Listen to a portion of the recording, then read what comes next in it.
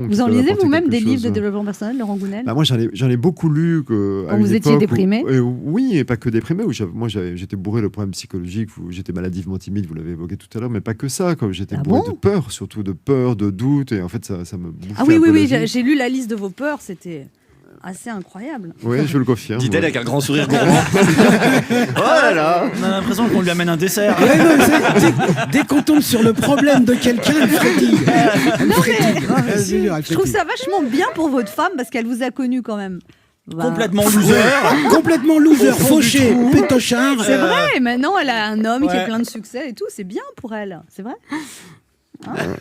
Peut-être qu'elle a participé à ça, à vous libérer de vos peurs. Mais en même temps, vous voyez, le terme loser, moi, j'aime pas. C'est même quand j'étais en dépression, je vais vous raconter quelque chose.